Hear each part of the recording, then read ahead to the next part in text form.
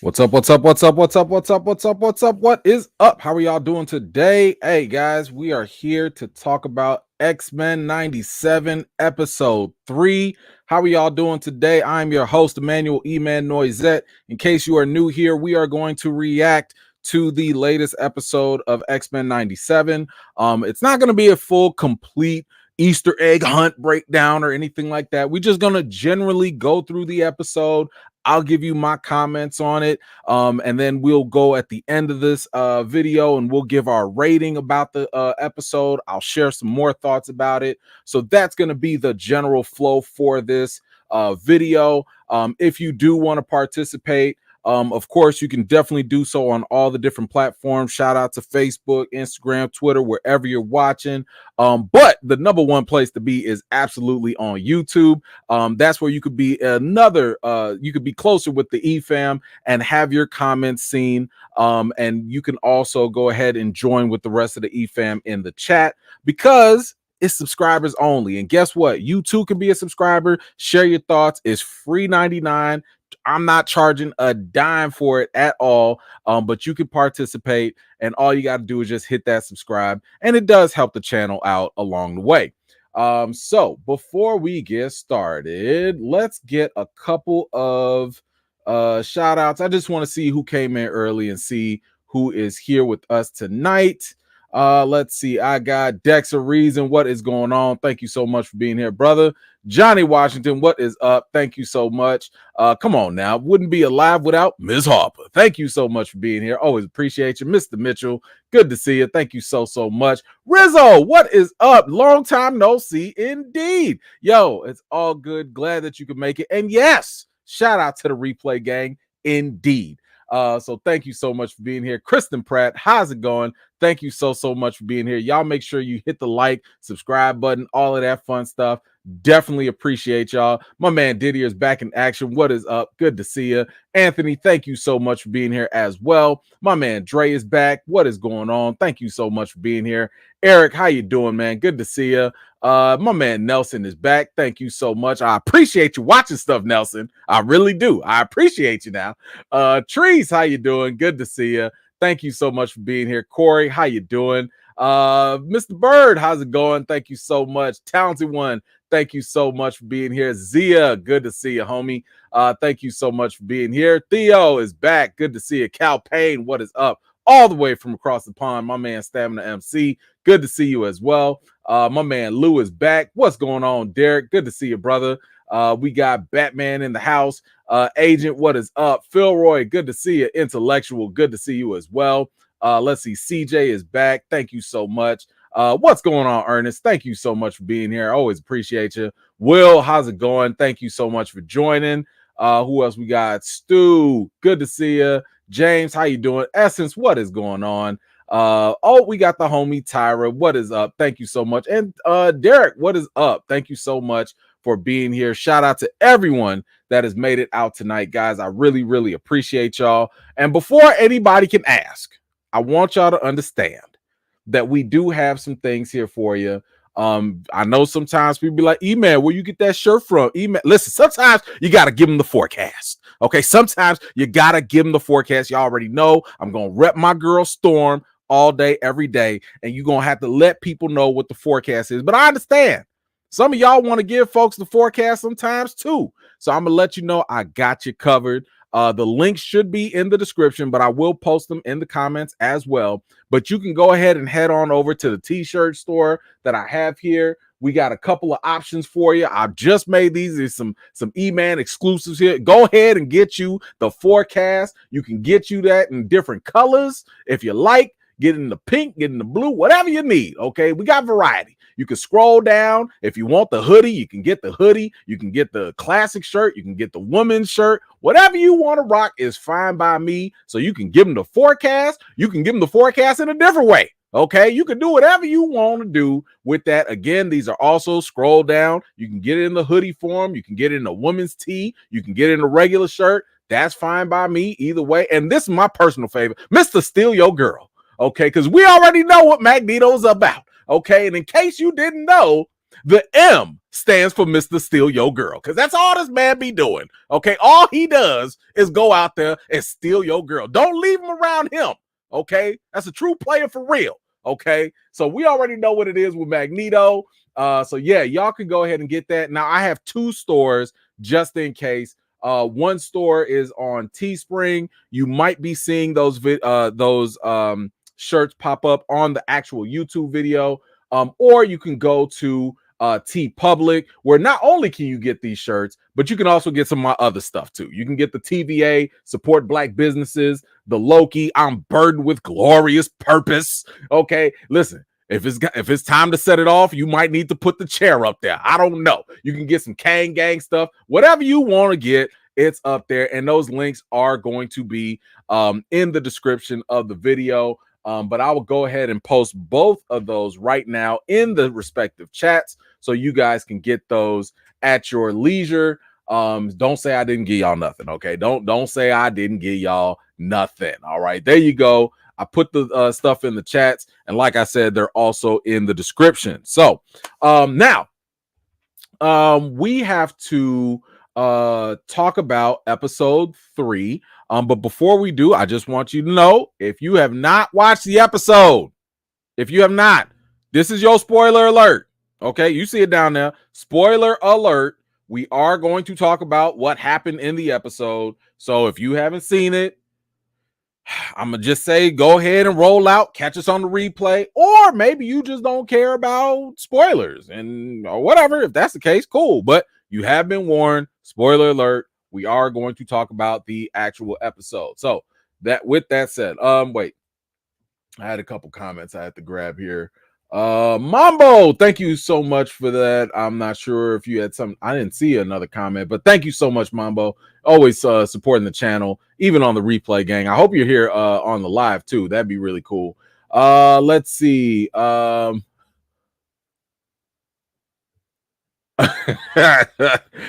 Anthony, you be pushing it, man, with this out. I'm wondering. Listen, I don't want to get in no defamation cases, but I will agree. So first of all, thank you for the comment. I will agree that you got to tell them no. Yeah. Y'all know who it is. I'm not gonna say nothing because I'm not getting in no trouble. But you got to tell them no. Y'all know who it is. I'm gonna leave it at that. Ain't nobody gonna drag my name in nothing. But thank you so much, Anthony. I really appreciate you making it out today, man. I really do. All right, let's see. Let's go ahead and go through the episode. Where is it at? Yes, so let's start off. Okay, so there we go. So as we saw from the very last episode in episode 2, we saw a strange knocking at the door. We heard a knocking at the door, and it happened to be another Jean that happened to faint. Of course. And of course, we sitting here wondering what's going on. Who's the real Jean? We got questions, right? So of course, we go through and we see the Jean that we know I'm gonna call the Jean at the door Jean Doe, and the current Jean that we got, that's just gonna be Jean. And we might flip-flop some names, but we just gonna have to work with that. So our Jean right now is probing the mind of the other Jean Doe, and we find out that she was in this lab and she was, clearly part of some sort of experiment or something. And the more that they kind of go through her memories and everything, it's all kind of scattered. It's not really everything is kind of blurry or whatnot. So we get the idea that this person might not be the real Jean. But and of course, now I'm a little confused because the first Jean Doe came in and fainted. And what did this one do? This one almost fainted again. Now, didn't we have this conversation? Haven't we gone over it? Listen, if there's ever going to be somebody to faint, it good and well is going to be a Jean. And if you got 2 Jeans, you're going to have 2 Jeans. And what did I say before? Boy, this man Cyclops got to be tired. Not only is he out here catching Jeans, not 1, not 2, he's catching Jeans, but now he also got to catch and hold on to the baby. This man got to be tired. Both his arms got to be tired. Okay, you catching Jean over here and you holding the baby over here. What is this man gonna do? Man, Cyclops, I feel for you, brother. But while we were going through this, Beast, Hank McCoy was also doing some experiments, and he was really analyzing their DNA and all their cell structure, and he came back with the results. And the results was like, wait a minute.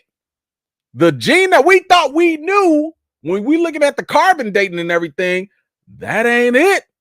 She's looking like the clone right now. You see clone Jean, like, no, I don't accept it. I don't. She look, clone Jean was finna run away. You saw how she almost ran away, like she was on Mari, and they told her he is not the father. That's how clone Jean was about to be. She's like, no, I can't.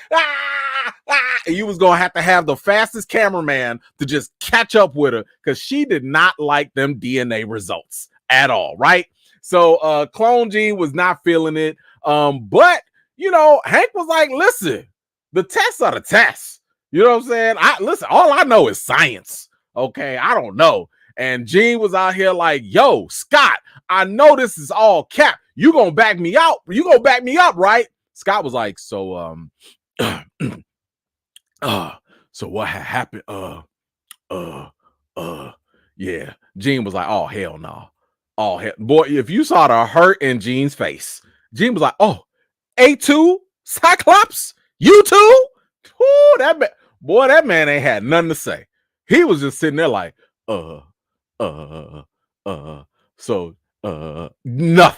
nothing. Anyway, Jean goes to her room after running away from the cameraman, and Cyclops comes in. He's kind of like asking questions. He's like, yo, like, can I take the baby? Like, let me help you out. She's like, look, bounce. Okay, I'm not trying to talk to you right now. Get out. And he was like, okay, bye. And he just left. But right after he left, all of a sudden, Jean gets a message through the baby monitor, and it's coming from a very sinister voice. And that's when it dawns on Beast, as he's going through the further evidence, and he's going through her DNA. He ends up finding a signature mark in the genes of the clone, and finds out that, man, Mr. Sinister is clearly behind it, because this guy is always leaving his imprint on genetic anything that he does. And boom, we see him right there. And this is where Jean is starting, clone Jean is starting to wake up, and he is starting to activate her in a sense, and basically telling her that, like, Jean, I am your father. And she's starting to now get the flashbacks, and we start to see what really happened, where we see two Jeans on the operating table, and more importantly, we see Sinister place his trademark diamond, or his trademark gem, in her forehead. And this is just one of those things that has always been indicative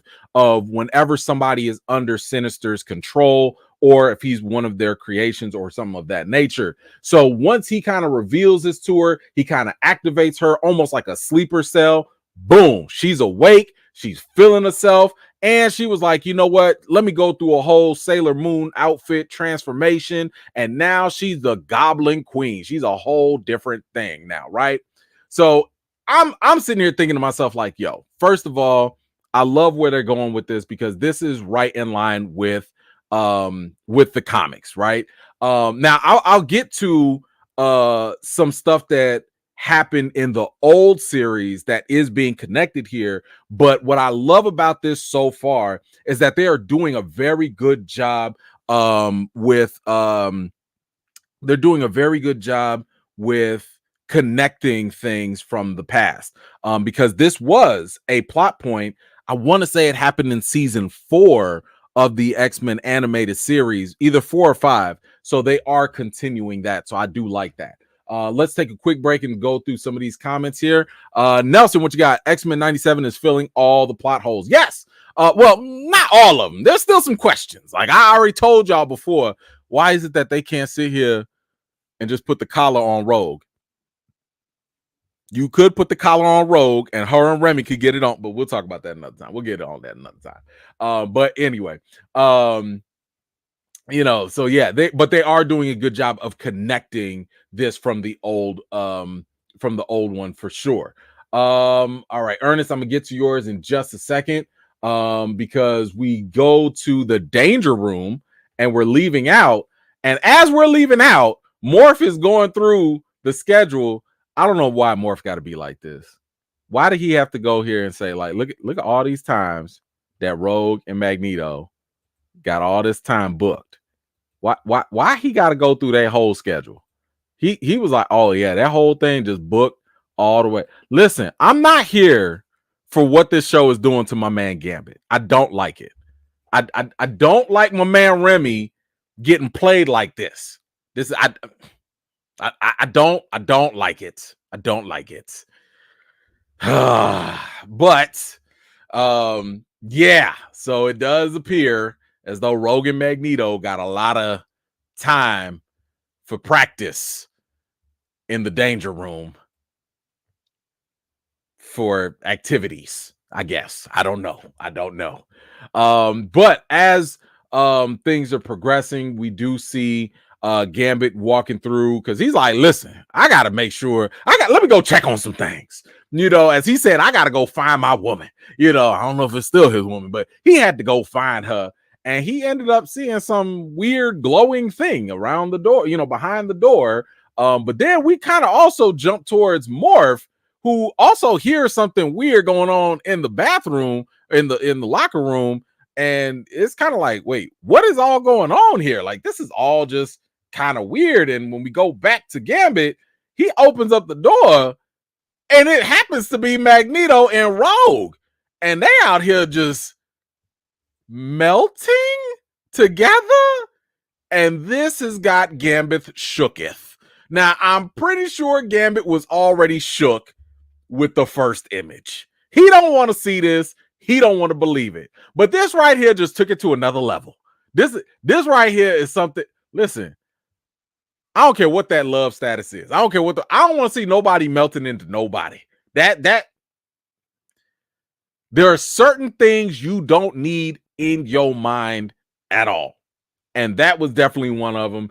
And I would just say the fact that this show was willing to even show this, the old show would have never shown us this. And I feel like with the rest of this episode, we're going to get so much creepy stuff that the old show, listen, as a kid, if I was my little 90s kid self, I would have been scarred watching half of these things that happen here. But this is not it. We got some more. We got some poltergeist action going on with Sunspot and Jubilee. That's happening. We got his mama coming out the TV, ring style, and she's out, and Morph is getting freaked out because again, he's starting to see Sinister, creep around and everything. And then you also have Bishop and Cyclops getting attacked by whatever the heck this monster thing is. And then Bishop is getting messed up because now he's starting to see his sister, and kudos to the show remembering his sister. Keep in mind, this was a sister. She was also with him while he was time jumping and everything. And she was basically like, yo, you left me, because she got kind of lost in time or whatnot. But yeah, things are starting to get real weird. I mean, what is this? Y'all, there was no time in history we ever would have seen this. No, we never would.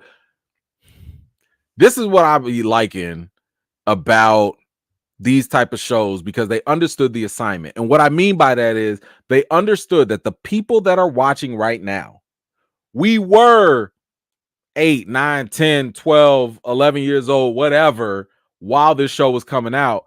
And we grown now.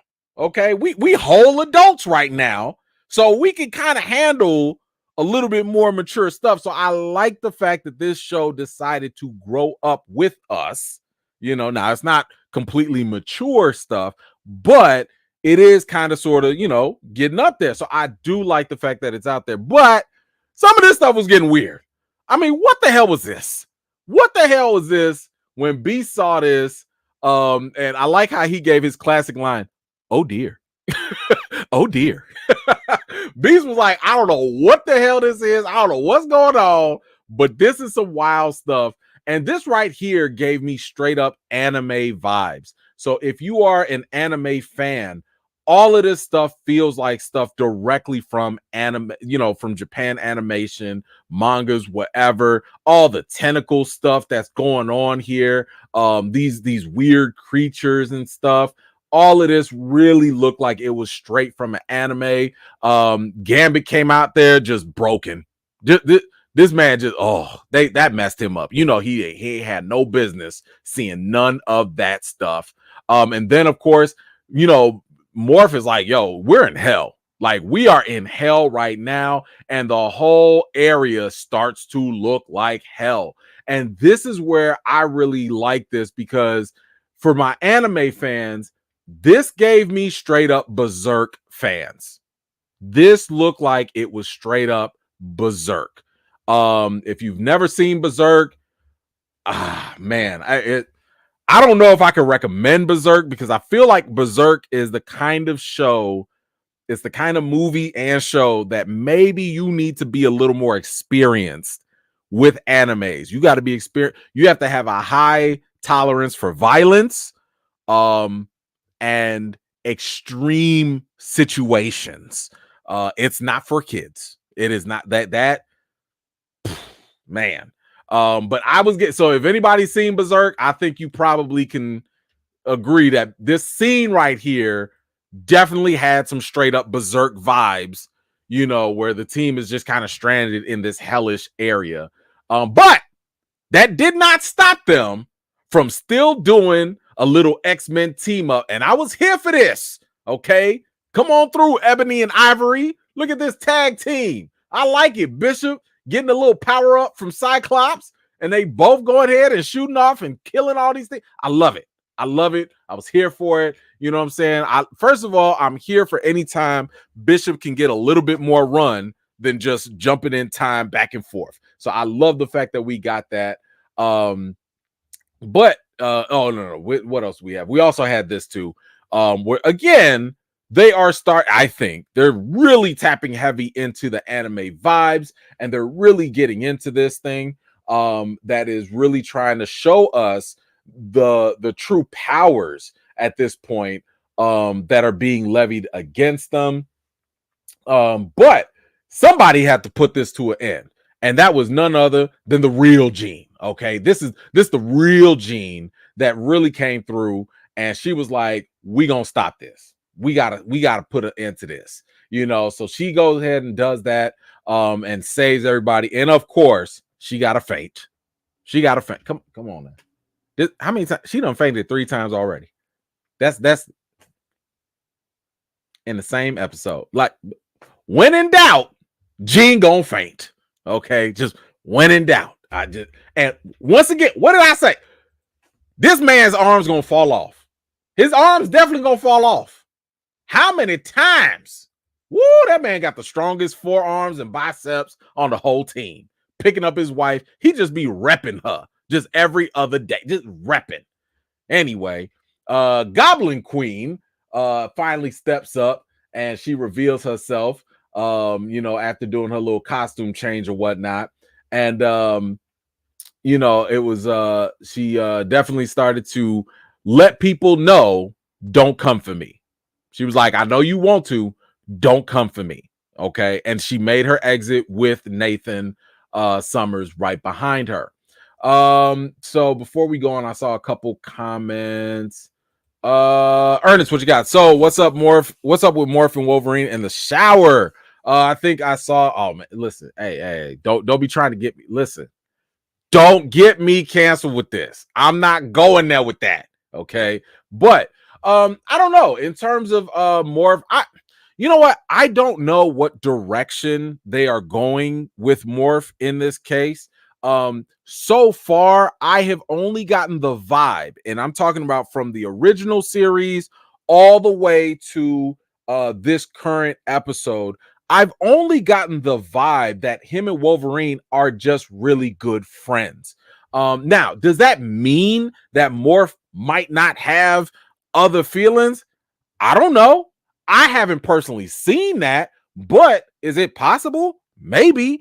For somebody who is literally gender fluid, somebody who is possible, But at the same time, Morph does a lot of practical jokes. Morph is also just that weird person that will just do rant. This man said, look, I'm gonna scratch your back, and pulled out a claw. You know what I'm saying? So, I mean, I guess some people can look into that as a sexual thing. I know back in like the high school or even grade school days, there were people that just played around too much. So I don't know. Maybe that's the case. Maybe it's not. I don't know. But I do know that at the core of it all, Logan and Morph have always been really good friends. Logan in the old series said he, like, when they left Morph, Logan was messed up. Logan went back to go get him because as long as he's lived, and he's lived for a long time, he was like, Morph is one of the only people that can make me laugh. Right? We saw that in the last episode where Morph turned into Sabretooth to fight with Logan because he knows that's what gets Wolverine kind of loosened up and feeling okay. Like, that's just, he understands his best friend. So I'm personally not looking too deep into it. Again, it's possible that Morph might have feelings, but it's also possible they just friends, and that's just their sense of humor. So I'm not looking into it too deep either way. But it is what it is. Let's see.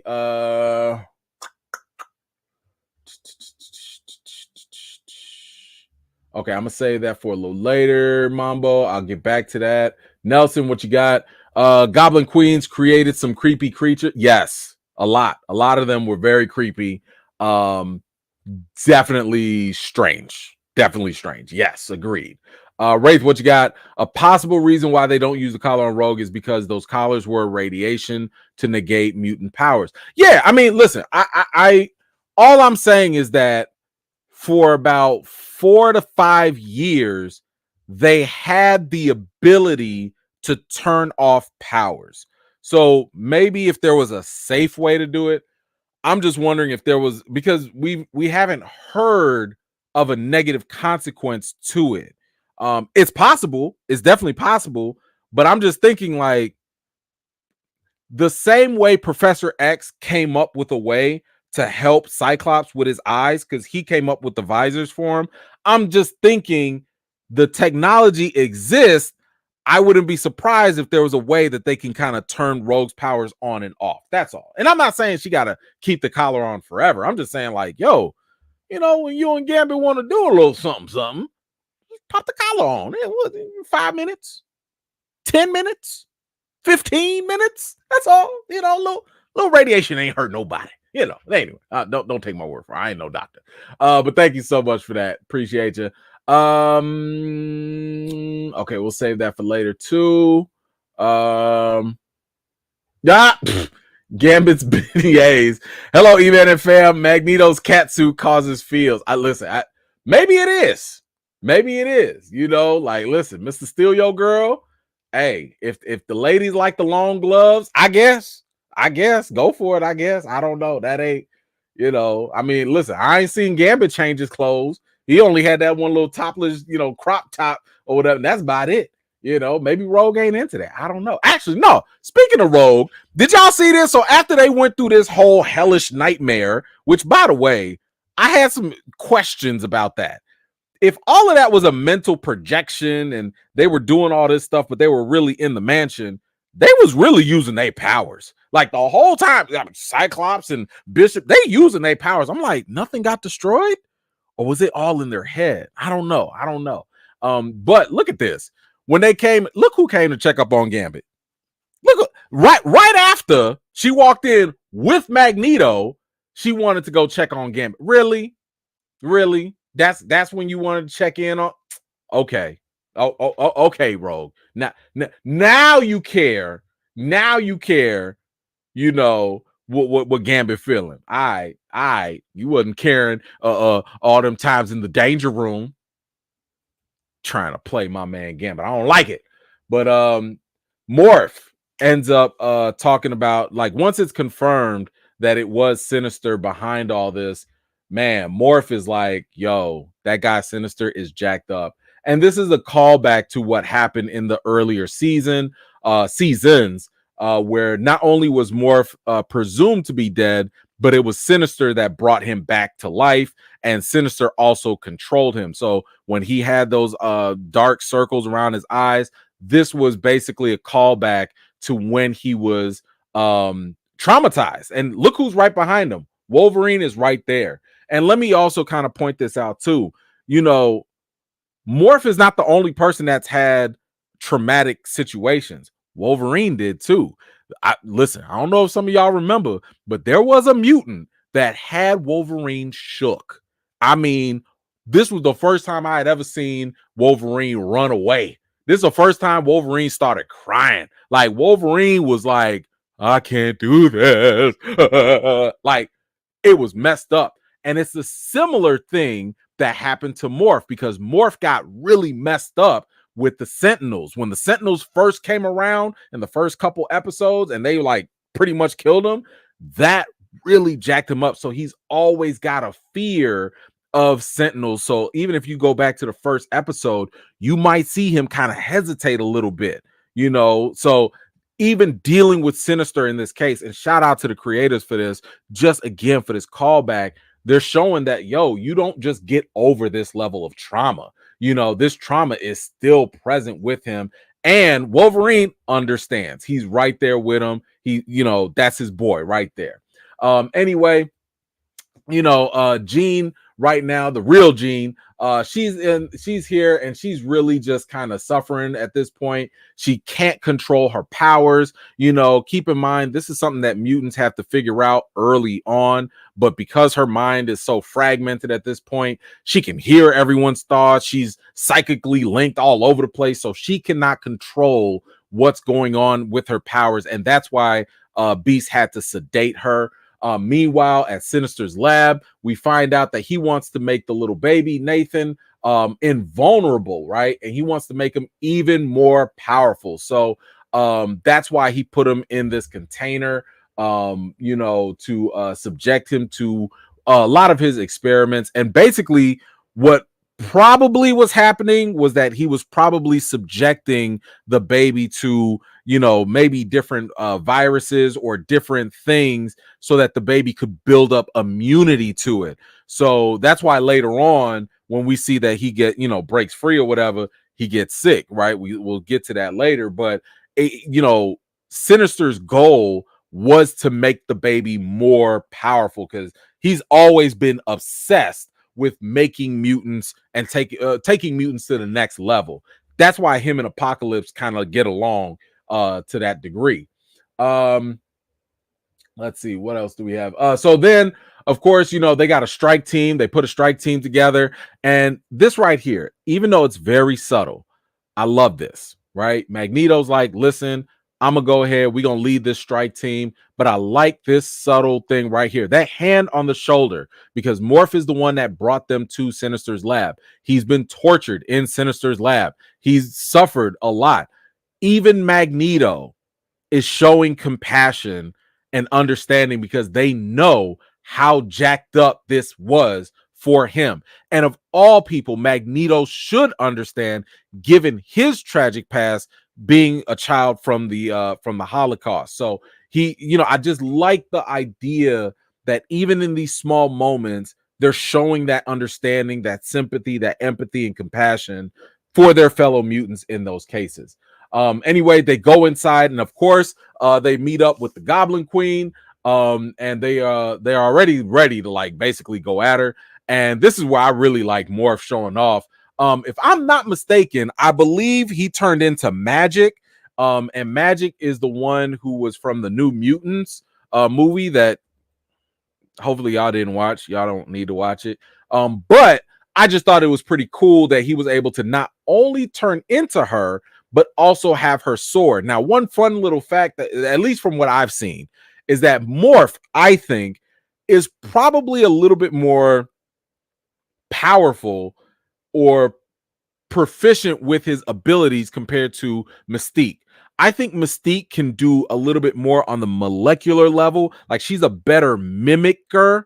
Like, she can copy people better on a genetic scale. But what's interesting about Morph is not only does he transform into someone else, but he can simulate their powers as well. So again, he can turn into Colossus and his skin will be hard and bulletproof. Now, it might not be as strong as Colossus, but he can mimic it. He can turn into Wolverine and have the claws. The claws might not be as strong as adamantium, but he can have strong claws, you know. So I just thought that it was pretty cool that he could transform and have her sword, which is one of her abilities and one of her weapons. But you know, listen, Goblin Queen was like, yeah, that's cute, whatever. Go fight on my side. And of course, Morph turns and now he's fighting against Bishop and the rest of the team. Magneto was like, listen, I ain't got time for all this. You know, I'm the Lord of the magnetism around here. You know, like, forget what you heard. You know, you gonna stop all this foolishness. She said, yeah, okay, whatever. I got your magnetism. I got you right here. What you gonna do is fall down. And she put that man down. Yeah. Even the great Magneto cannot stand up to even a powerful psychic like Jean. And now Scott had to come in, you know what I'm saying? And he was like, listen, you know, I didn't mean to do this. You know, I'm sorry, but I had to shoot you real quick. And she was like, oh, no, it's all good. You know, don't even worry about it. You know, I'll just kill you later. It's all good. Say less. Then we go back to the mansion and Wolverine is sitting there playing work daddy with Jean and basically trying to take care of her as she's freaking out over, you know, the fact that she can't control her powers. He's like, listen, just focus on me. Just look at me, focus on me, and you can control your powers that way. And she was like, oh my gosh, I meant this much to you? And he was like, yeah, more. Ever since I was a kid, and ever since I started watching the X-Men series, I knew that there was a love triangle behind Wolverine and Jean and Cyclops. I knew that, right? But as I got older, the more I started to realize Wolverine was a whole simp.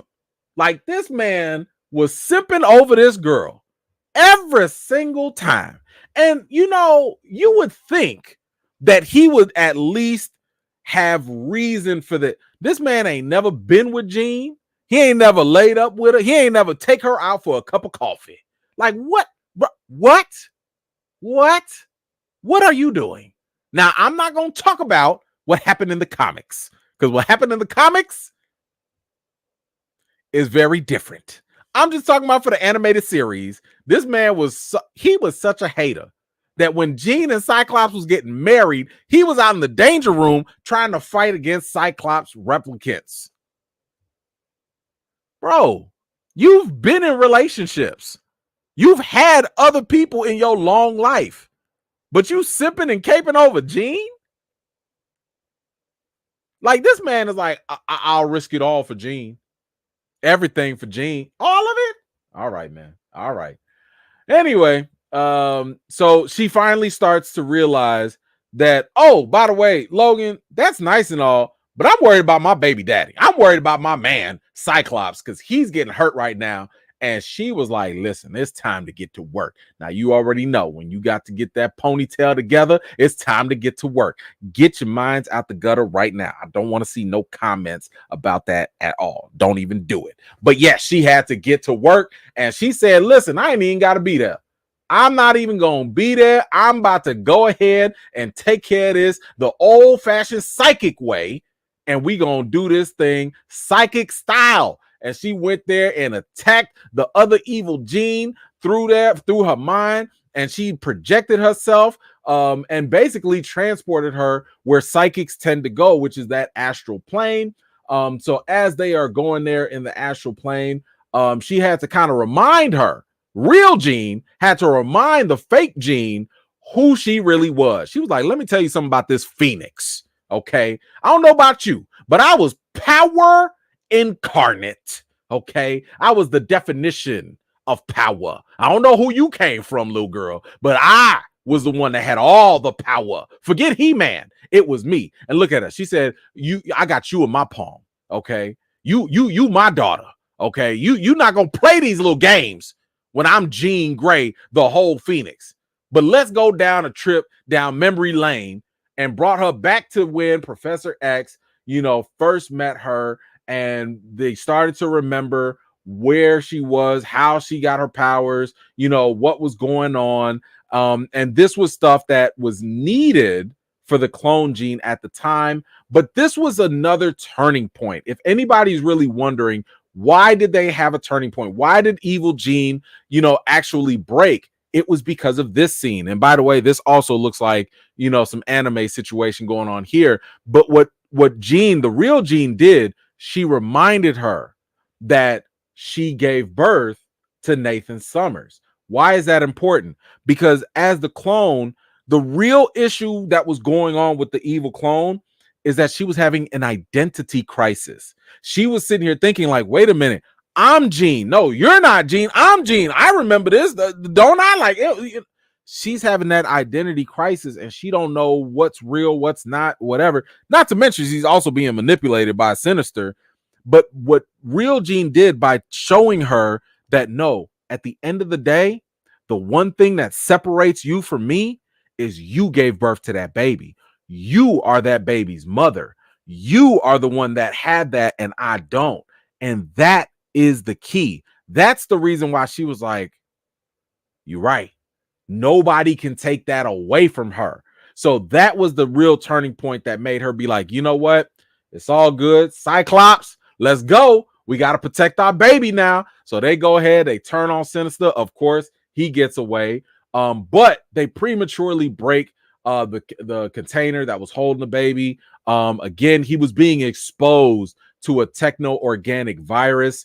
And this is something that was slowly killing him in the process. We'll talk about that a little bit later with the comic implications.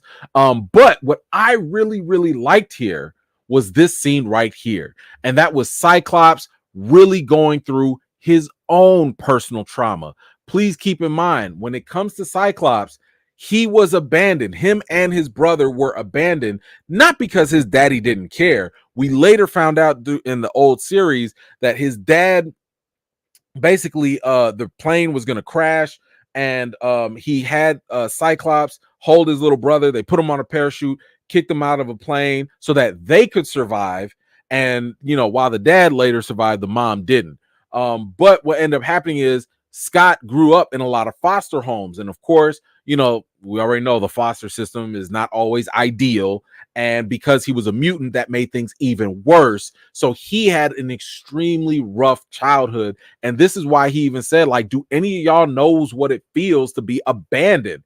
And that is something he's constantly fighting through. This is something that he's always dealing with. And it's one of the reasons I would argue is probably why he always wants to be that leader. He wants to be in charge. That's why he takes that responsibility, because he kind of looked at, Professor X in a father figure way, and he always wanted to live up to his standards. So, again, I just thought that this was really good writing. This is how you know that the showrunners, they understood the characters, because this was a real defining moment, and it was real. And he said it plainly, I don't want to be like my father. But ironically, he kind of is, because the same way his father had to abandon him to save him, Scott has to abandon his son to save him. So great writing on that. But this is where we get fake Jean. She comes back and she's like, nah, this ain't gonna happen. We're not gonna go ahead and do that. We're gonna break some of these generational curses and everything. And I really like this because basically she just kind of like went ahead and left him a psychic visual voicemail. So at the end of the day, when he does kind of grow up, he's going to have that mental voicemail, and he's going to remember that his mother said, hey, we love you. Hey, we're not abandoning you. Hey, we're trying to save you. So that is actually pretty cool that she was doing that. But in order to save him, they do have to send him off into the future. And this is where Bishop is able to help him out in here.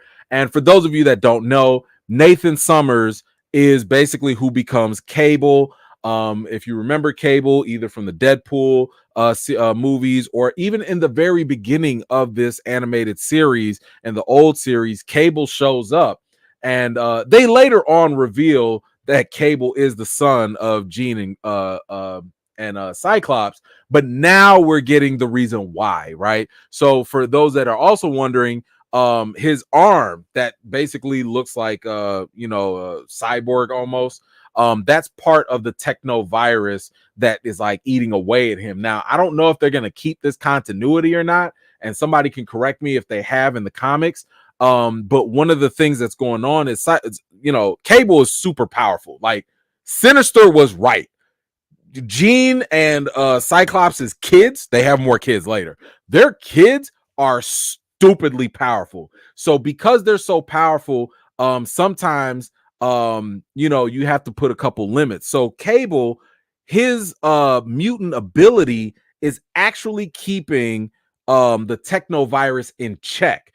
And because of that, that's what actually keeps him from using his full abilities, whenever he uses his mutant ability. So that whole technovirus, like, yeah, they kind of sort of found some cure, but it's really his powers that are keeping it in check the whole time. So he's constantly using it basically to keep himself alive. But again, they might change that in this animated series. Don't really know.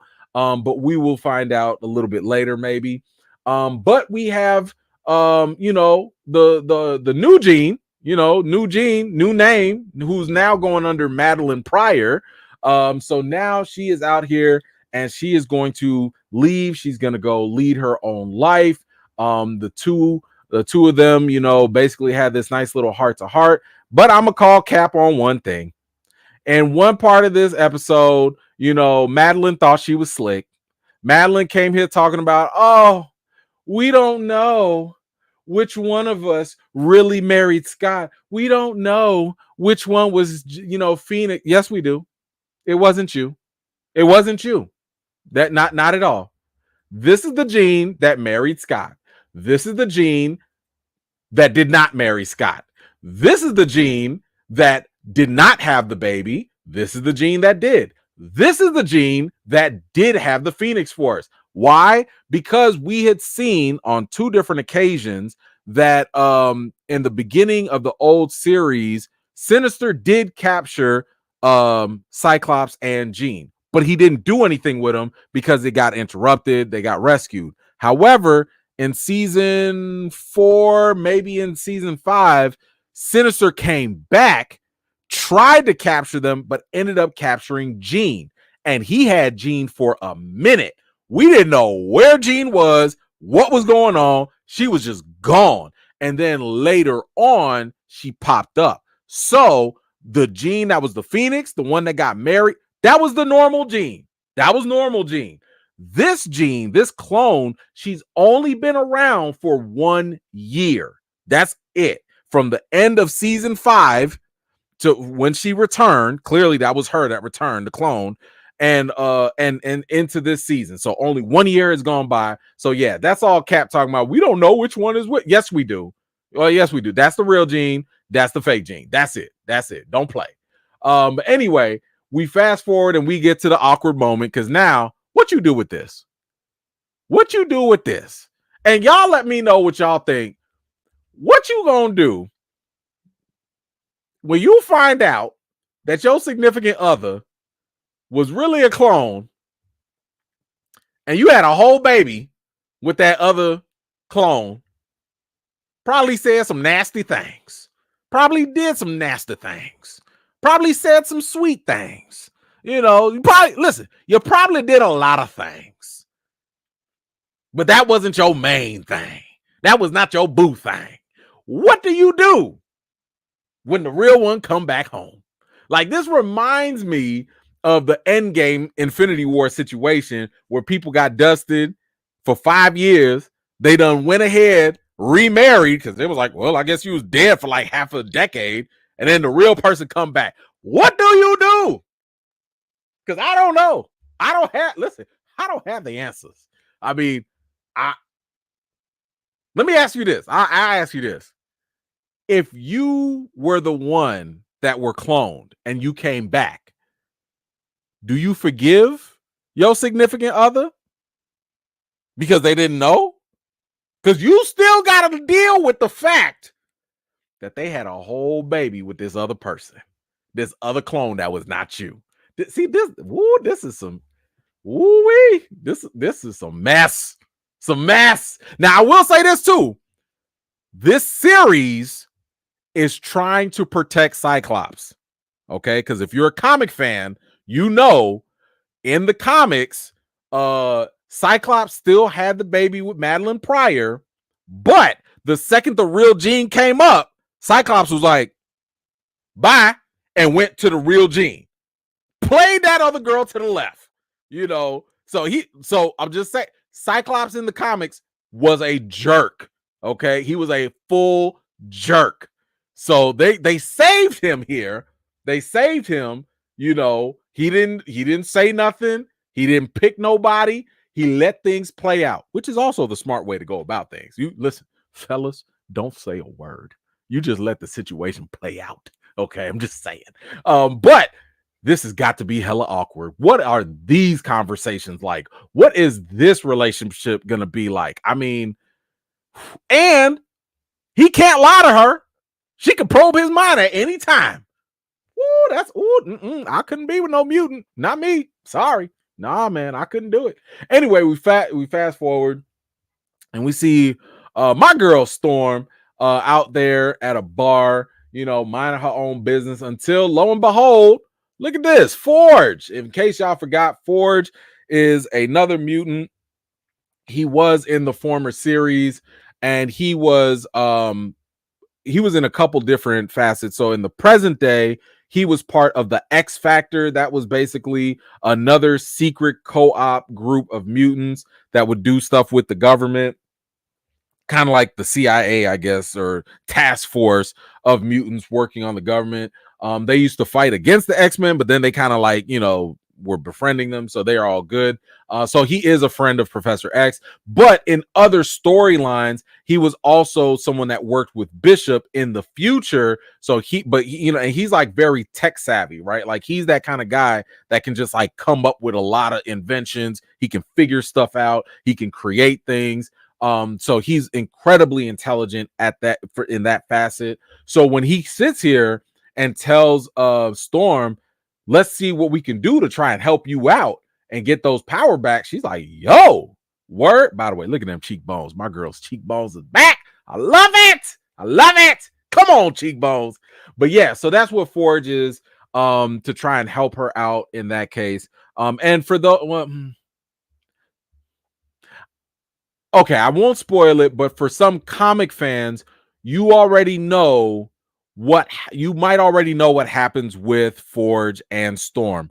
I don't know if they're going to do that route in this show, but I wouldn't be surprised if they kind of hint at that, because so far this series seems to be very respectful to the source material. So we'll see. I don't know. But anyway, let me grab some of these comments here, and we will get to this in a second. Mambo, what you got? Loving it. However, in the 90s, emotional scenes had a slow version of the X-Men theme, but the new age music now sometimes it feels disconnected. I listen, you a whole musician, man. You a whole musician. I'm jamming. I don't care if it's slow, emotional, upbeat. I'm jamming. I'm jamming. That's just me. But I understand you got a fine-tuned ear, and that's a little different, you know. So I got you, bro. I got you. Thank you so much. Let's see what else. Team Black, what you got? Gotta catch a replay, but my thoughts, I liked it. But they rushed the Madeline Pryor storyline. I felt it should have been a two-parter, 8.3. Okay, cool. Yeah, and listen, you know, it's hard for me to say whether they should have stretched it or not. Keep in mind, this season is only 10 episodes, you know, so I don't know how much they're going to stretch things, and I don't know how many other storylines they're going to jump on as they go through, right? So I you know, and for all we know, maybe they'll come back to Madeline Pryor. Maybe she'll come back later on in a different facet. Not really sure, you know.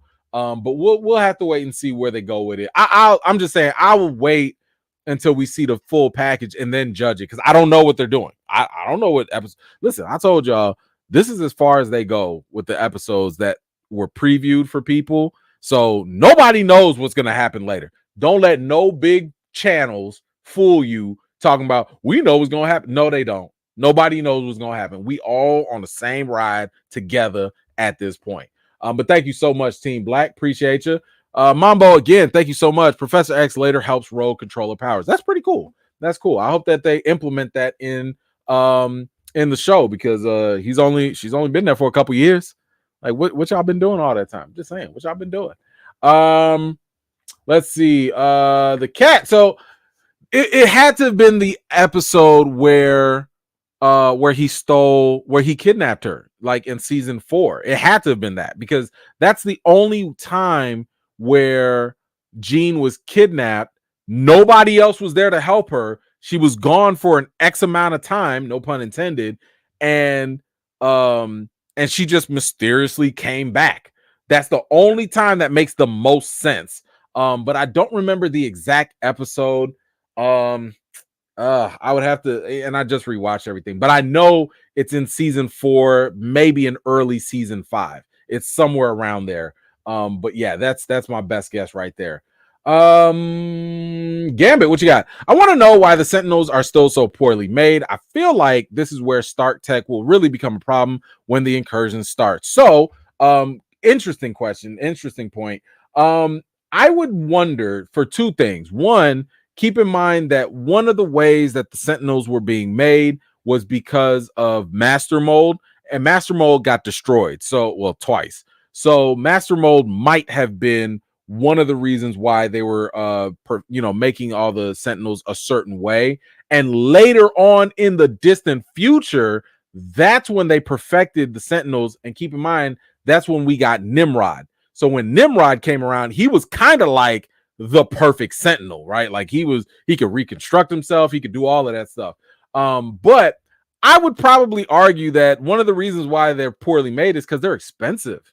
They cost billions of dollars to make. So I'm pretty sure the resources to make them probably are not all that, they probably got to recycle some parts. That's all I'm saying. They might have to recycle some stuff. So that would be my best guess anyway, is that resources are probably limited. Let's see. Mambo, Morph can only copy physical traits, not powers. I think that according to Marvel's website, when you look up Morph and his powers, it says that he can simulate their powers. So I don't think that he can.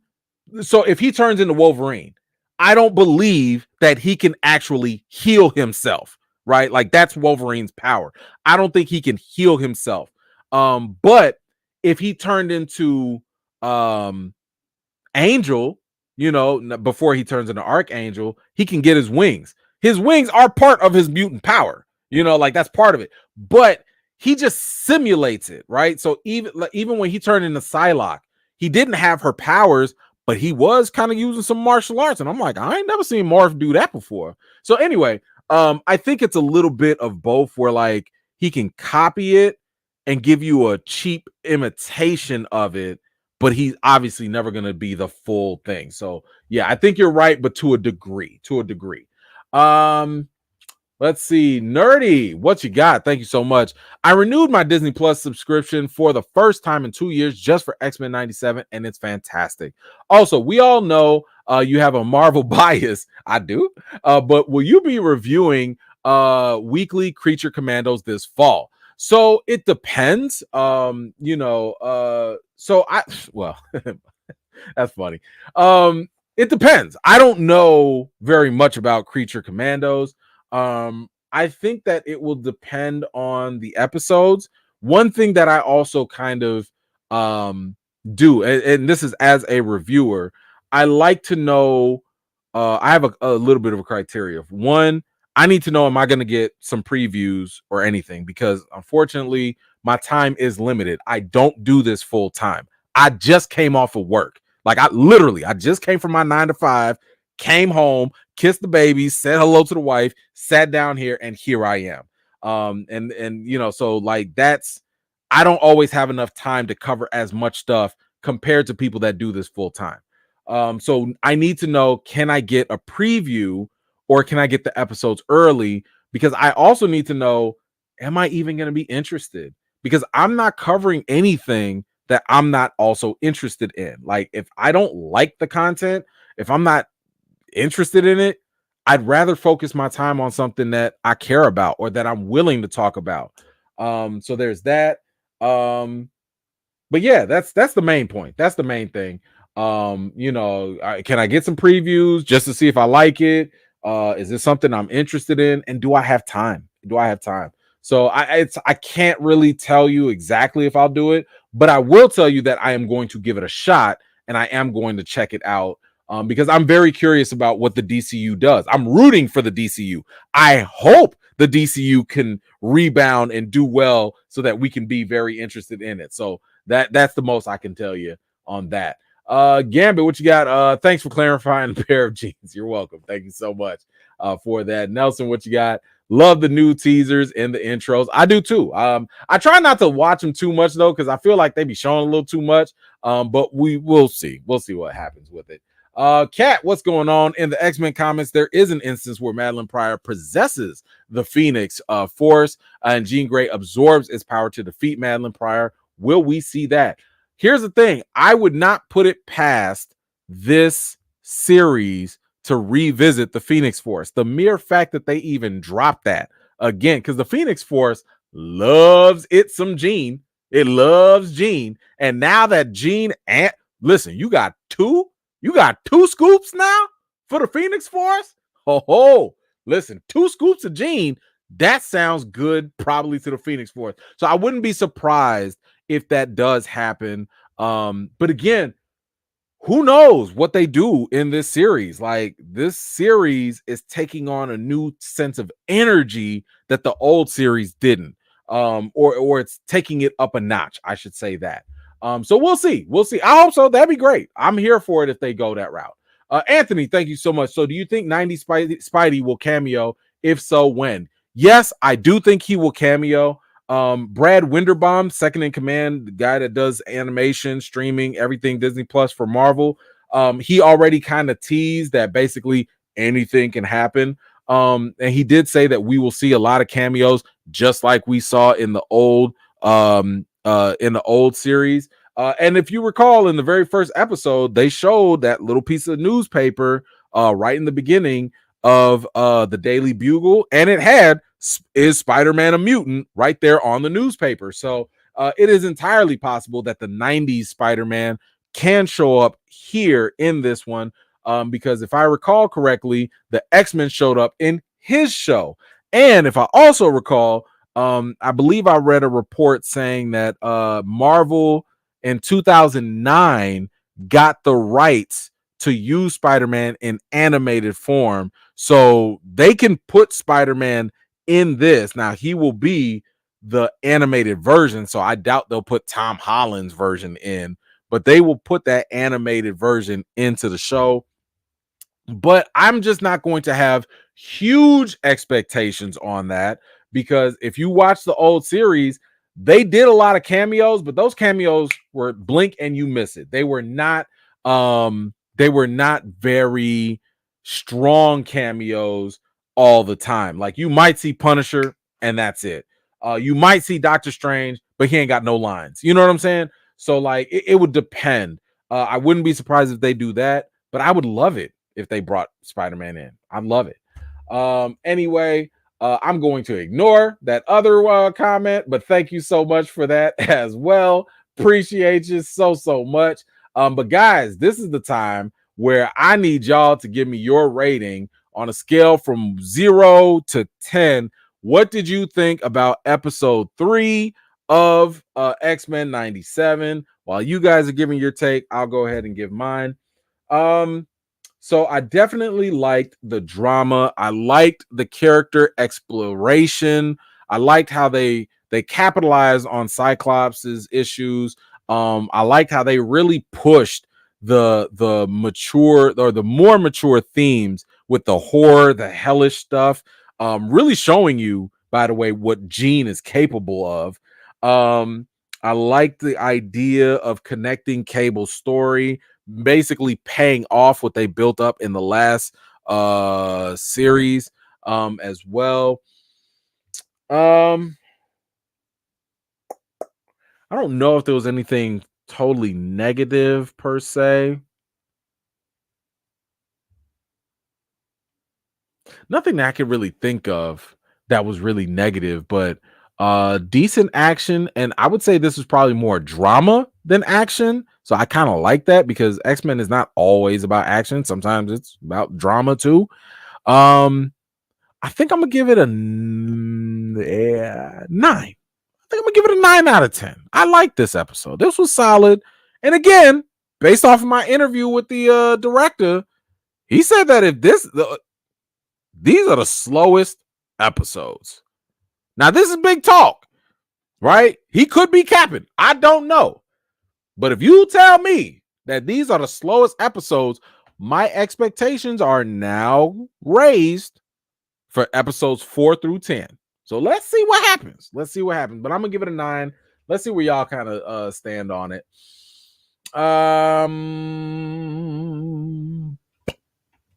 There we go. 9.5, 9.5, 10. Okay, solid 7, 10, 8.5, 8.5, 9, 10. All right, 8, 10. Every episode, 8. All right. 9, 9. Where is it? There we go. 10. Okay, 8.5, 9.5, 9, 7.5, 8.5, 8.5, 9, 9.5, 9, 9, 9.5. Okay. I got a couple more. 9.5, 8.5. Okay, so listen, it's looking like we like this episode overall. And I think that's fine. I think that's fine. This show is clearly off to a wonderful start. So that is fantastic. Let's see. Oh, I got another one here. Didier, what you got? Will Spider-Man have Iceman and Firestar as roommate? Good question. Good question. You know, maybe that'd be. Listen, I'm here for all the crossovers, all of them. I because one thing that I took for granted as a kid was that they really lived in a connected world back then. All the time we sitting here talking about cinematic universe and all that. Listen, the animations had been doing that work for the longest time. So I hope so. Shoot, I hope they bump into Reed Richards and Fantastic Four. I hope they do all of that stuff. You know what I'm saying? So yeah, I'm with it all day. But anyway, guys, thank you guys so much for hanging out with me today. To just kind of talk about, react to episode 3 of X-Men 97. Of course, we will be here at the same time next Wednesday as well. Wait. Hold on. Before I even send y'all off, I don't want to send y'all off. Let me check my calendar because I think I might have some screeners I gotta attend. Hold on. Let me give you that accurate information. What's today? Today's the 27th. Okay. I might have to push it to Thursday. I might have to push it because I got 2 screenings in the same day next week. Oof. Critics life, you know. So anyway, we'll meet up next Thursday. I'll put up the notice and all that. Next Thursday, we'll meet up and we'll talk about episode 4. So that gives you plenty of time now. Don't be sitting there talking about, I didn't watch the episode. You got to watch it so we can talk about it. So next Thursday we'll meet up, we'll talk about it, and then Friday we'll also meet up so we can go through the news of the week. I gotta talk about some of these racist bigots trying to be on Disney. I don't like them. But anyway, guys, thanks again so much. I appreciate you. Shout out to everybody that's supported the channel financially. Shout out to everybody that's doing it on the replay. Shout out to everybody that's here just leaving a comment. I appreciate y'all for subscribing as well. Until next time, wash your hands, wash your butts, and everything else in between. All right, y'all. Peace.